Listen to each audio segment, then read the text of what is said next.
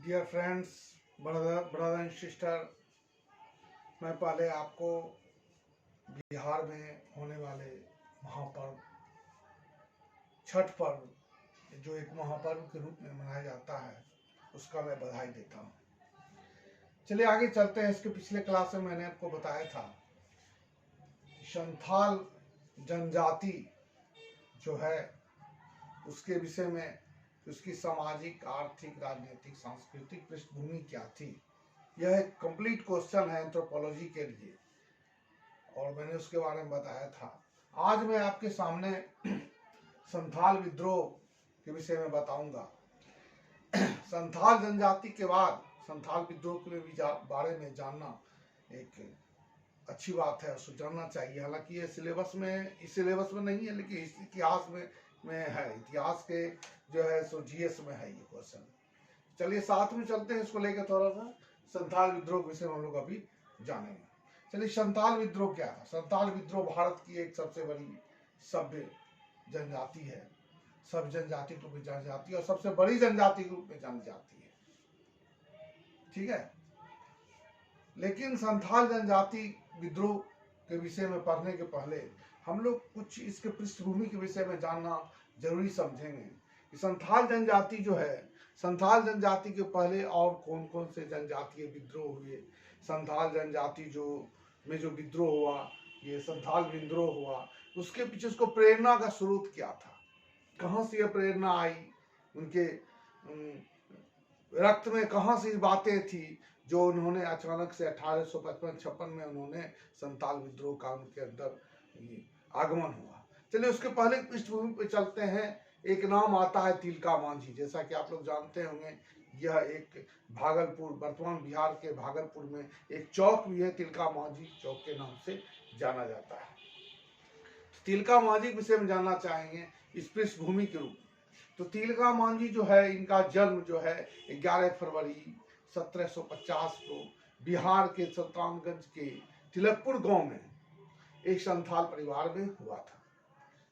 इनका वास्तविक नाम जबरा पहाड़िया था। इनके पिता का नाम सुंदरा मुर्मू था। अंग्रेजों ने इनका नाम तिलका मांझी रखा था।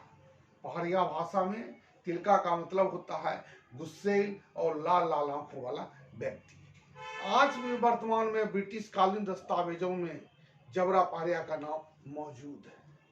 तिलका मांझी ने अन्याय और गुलामी के खिलाफ आवाज उठाई और अंग्रेजों के खिलाफ जंग छोड़ दिया।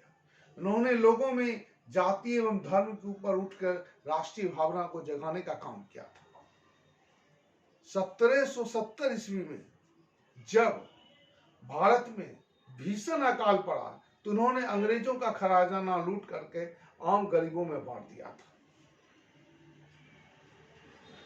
उस समय में जाति और धर्म से ऊपर उठ करके कोई कार्य करना, वो भी ब्रिटिश कालीन सत्ता के विरोध में बहुत बड़ी बात होती थी।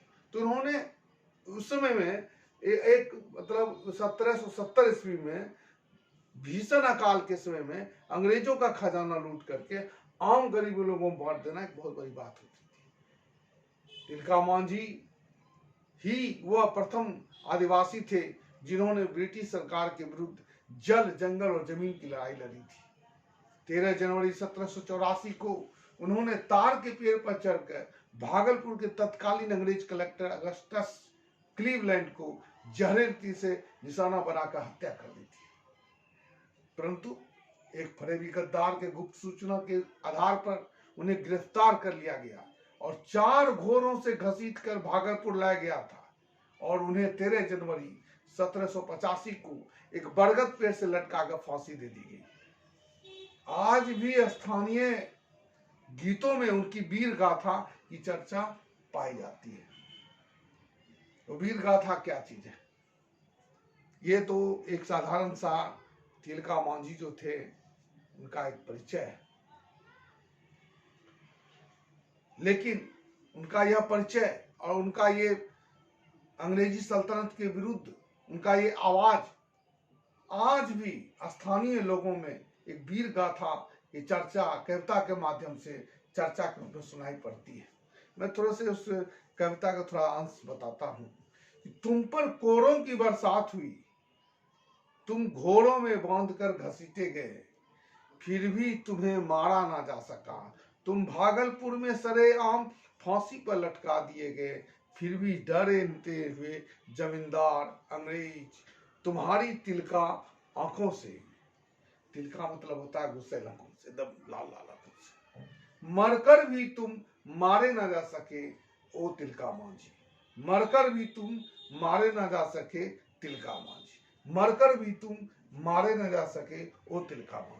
इस प्रकार से कविताओं के रूप में, स्थानीय गीतों के रूप में तिलका मांझी आज भी लोगों के जीवन में कहीं भी किसी न किसी रूप में रचे बसे हुए हैं। यह इतिहास 1750 यानी 1857 की क्रांति से 100 साल पहले की यह घटना है, लगभग 100 साल पहले की घटना है। उस समय में जनजातीय समाज में अंग्रेजों के प्रति विद्रोह की भावना थी। उनके गुलामी और अत्याचार के विरुद्ध उन्होंने जो संघर्ष और आवाज उठाई वह काबिले तारीफ थी।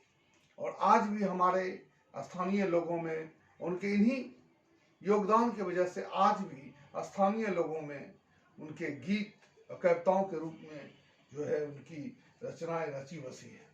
चलिए आगे चलते हैं 1855-56 ठीक उससे 100 साल बाद। तो ये 1855-56 में संथाल आंदोलन हुआ था, संथाल विद्रोह हुआ था। तो संथाल विद्रोह की जो प्रेरणा संथालों में आई, ये अचानक से नहीं आई। ये संथाल विद्रोह की प्रेरणा मुझे अंग्रेजों से लड़ना है, उन्हें अंग्रेजों से लड़ना है, उनको जवाब देना है, इनके गुलामी के विरुद्ध लड़ना है। इसके लिए उन्होंने जो प्रेरणा थी वो तिलका मांझी जैसे वीर गाथा के रूप में आने का कारण हुआ है। तो हम चलते हैं इधर 1855-56 की संथाल विद्रोह। तो संथाल विद्रोह के पीछे कारण क्या थे? कारण यही था, कारण जैसा कि हम सब यहाँ पहले आते हैं, जैसा कि हम सभी जानते हैं कि प्रारंभ से ही संथालों का जीवन कृषि एवं वन संपदा पर आधारित था। किसी भी जनजातीय समाज का जो जीवन है वह सरल होता था और उनका समस्त आर्थिक क्रियाकलाप जंगल में अथवा जंगल के आसपास के उपलब्ध संसाधनों पर निर्भर करता था। उसी प्रकार से संथाल जनजाति का भी जो है प्रारंभ से ही संथालों का जीवन कृषि एवं वन संपदा पर आधारित था। परंतु 1793 में अस्थायी बंदोबस्त लागू कर दिया गया। जैसा कि आप लोग जानते हैं 1793 में अस्थायी बंदोबस्त लागू कारण जमींदारी प्रथा का उन्मूलन हुआ। इसी कारण से संथाल विद्रोह के कारण यहाँ लिखा गया है अंग्रेज की नीति 1793 ईस्वी में लॉर्ड कॉर्नवालिस द्वारा लागू किया गया अस्थायी बंदोबस्त, ठीक है। और उनके क्षेत्र में अस्थायी बंदोबस्त होने के कारण जब उनके क्षेत्र में साहूकार जमींदार का प्रवेश हो गया तो उनके क्षेत्र में साहूकार जमींदार का प्रवेश हो गया और शोषण की प्रक्रिया प्रारंभ हो गई। साथ ही साथ उस समय वन नीति और वन अधिनियम भी लागू किए गए, जिस कारण से वो उनके जो वन संपदा का वो सदुपयोग करते थे। उनका आर्थिक क्रियाकलाप जो वन संपदा और वन के आसपास के क्षेत्रों पर निर्भर था वो प्रभावित हो गया। तो वन नीति भी संथाल विद्रोह एवं वन नीति अधिनियम भी संथाल विद्रोह के पीछे एक कारगर कारण के रूप में विद्यमान है। 1855 में लॉर्ड डलहौजी ने वन विभाग की स्थापना की। 1927 में वन अधिनियम लागू किया गया और 1982 में 1988 में वन अधिनियम लागू किए गए। 1855 में लॉर्ड डलहौजी जो वन विभाग की स्थापना की थी, उस वन विभाग की स्थापना के पीछे वन का जो है वो उसका सुरक्षा के लिए नहीं बनाया गया था, बल्कि वनों का जो संसाधन था उसका सदुपयोग अथवा दुरुपयोग या उसका शोषण दोहन किस रूप से किया जाए, इसलिए उस विभाग की स्थापना की गई थी। इसी कारण से 1855 में जो वन विभाग की स्थापना की गई, उसके बाद से बहुत सारे वन अधिनियम लागू किए गए और वन अधिकारियों को भी बहुत सारे अधिकार दे दिए गए, जिस कारण से उस क्षेत्र में निवास करने वाले जितने भी जनजातियां थी उस पर जो है विभिन्न प्रकार से उस पर जो है आरोप लगाकर उसका शोषण दोहन किया जाता था कि वन से वो अवैध कटाई करते, जबकि ऐसी बात नहीं थी। जब तक वन पर जनजातियों का अधिकार था तब तक उस देश में कभी भी पर्यावरण संबंधी समस्या का उत्पन्न नहीं हुआ। जब वनों का राष्ट्रीयकरण किया गया, वनों का शोषण दोहन किया गया, वनीकरण नहीं होकर के डिफॉरेस्टेशन होगा, वनों को कटाई करने लगा, तब से जाकर के पर्यावरण की समस्या उत्पन्न हो गई। चलिए वो एक अलग पॉइंट है, आगे चलते हैं कि उनके संथाल विद्रोह के पीछे मुख्य कारण क्या था।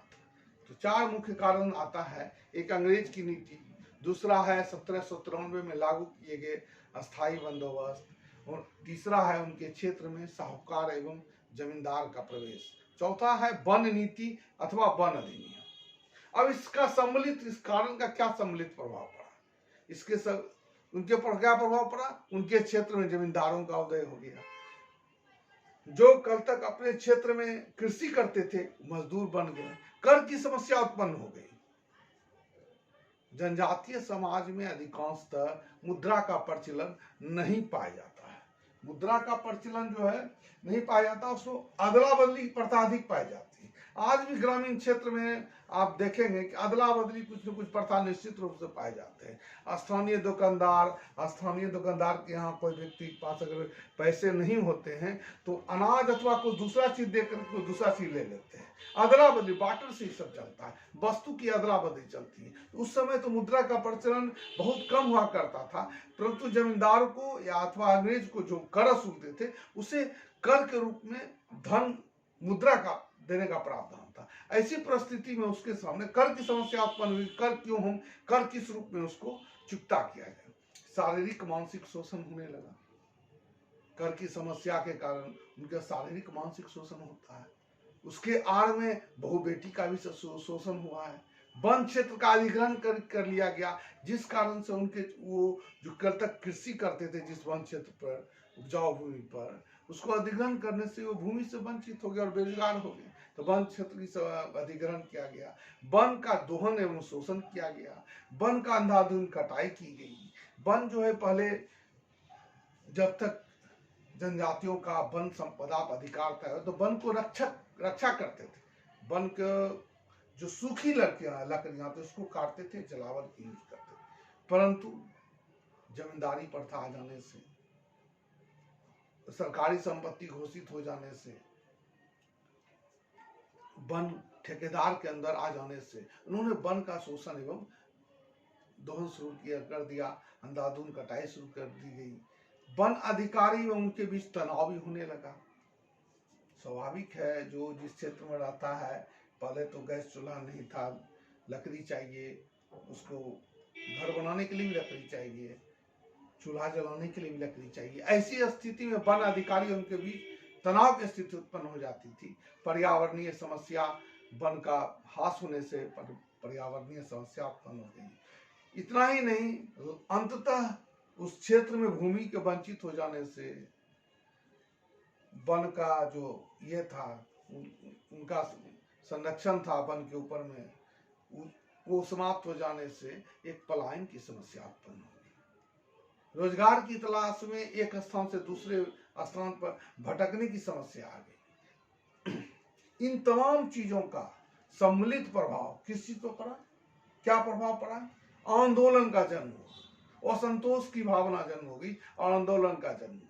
और इस प्रकार से 1855 तक आते आते उनमें क्रोध एवं बदले की भावना धधकने लगी। ऐसे ही समय में 4 भाई सिद्धू, कान्हू, चांद और भैरव ने क्या किया, सामने आए और सिद्धू कान्हू के नेतृत्व में भागनाडी ग्राम में एक संथालों की एक सभा बुलाई गई, जिसमें लगभग 10,000 संथालों ने भाग लिया। और ब्रिटिश सरकार ने संथाल विद्रोह की आक्रामकता को देखते हुए क्या किया, हिंसक कार्रवाई किया। 15,000 संथाल मारे गए।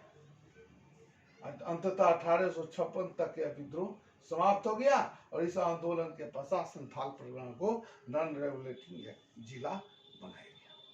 तो संथाल आंदोलन जब क्वेश्चन आता है, दोस्तों मैं इसमें एक चीज बता देना चाहता हूँ, ये कोई रटने का विषय नहीं है कि बहुत ज्यादा याद कर लिए संथाल आंदोलन में और स्टेप वाइज कुछ प्रक्रिया हुआ, कुछ घटनाएं हैं, उसको लिख के चले आए, तो उससे कोई आंसर नहीं मिलेगा, उससे आपको ये नहीं मिलेगा, अंक नहीं मिलेगा।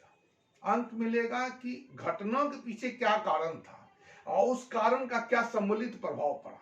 तो संथाल विद्रोह का चर्चा करते हुए उसके कारण की चर्चा करना है और उसके सम्मिलित प्रभाव की चर्चा करना है। और सम्मिलित प्रभाव के कारण जो असंतोष पैदा हुआ, तो उसमें अंग्रेजों के द्वारा जो हिंसक कार्रवाई की गई और एक आंदोलन का जन्म हुआ, और वो आंदोलन का अंत कैसा हुआ। सिद्धू, कानू, चांद, भैरव 4 भाई थे जिन्होंने अपने आप को, उसमें ठाकुर का राजदूत बताया, मतलब ठाकुर मतलब देवता, उनके देवता होता है, उसको अपने आप को राजदूत कहा, मैं उनका मैसेंजर हूं। और सिद्धू और कानू के नेतृत्व में भागनाडी ग्राम में एक सभा का आयोजन किया गया जिसमें 10,000 संथाल भाग लिए और उन्होंने एक आंदोलन का बिगुल फूंक दिया। और यह आंदोलन जो था 1856 तक आता है समाप्त हो गया, परंतु अंग्रेजी सरकार को यह सोचने के लिए मजबूर कर दिया गया कि इसका नियंत्रण, इसी तरह के आंदोलन का नियंत्रण इतना आसान नहीं है, इसलिए उन्होंने हिंसक कार्रवाई की और 15,000 संथाल मारे गए थे। कहा जाता है कि उस समय वहां की धरती उनके खून से लाल हो गई थी। कई इतिहासकार का मानना है कि संथाल आंदोलन ही भारत का प्रथम जन विद्रोह था। यह इतना बड़ा था। 1856 में ब्रिटिश सेना के मेजर जर्विस ने लिखा है कि विद्रोहियों को समर्पण का अर्थ ही पता नहीं था। जब तक ढोल नगाड़े बजते रहे तब तक वे हमारे गोलियों के सामने खड़े रहे। कार्ल मार्क्स ने भी अपनी पुस्तक नोट्स ऑफ इंडियन हिस्ट्री में 1855 के संथाल विद्रोह को एक जन क्रांति का स्वरूप माना। तो दोस्तों, ये था संथाल विद्रोह। लेकिन संथाल विद्रोह के पीछे जो प्रेरणा थी, जनजातीय समाज में जो प्रेरणा थी आंदोलन की, वह तिलका मांझी जैसे सच्चे वीर की प्रेरणा थी। इस चीज को भी थोड़ा सा उसमें अंकित करना जरूरी है। ठीक है, तो हमारा सम्मिलित प्रभाव यह है, संथाल विद्रोह का कारण यह है, सम्मिलित प्रभाव यह है। इसके बाद उस घटनाओं को लिखेंगे और अंत तक करेंगे। इस प्रकार से उसका हम लोग विवरण करते हुए अंत तक आएंगे। तब हमारा जो क्वेश्चन है वो पूर्ण रूप से कंप्लीट होगा और उसका अंक जो है सही रूप में अच्छा मिलेगा। धन्यवाद।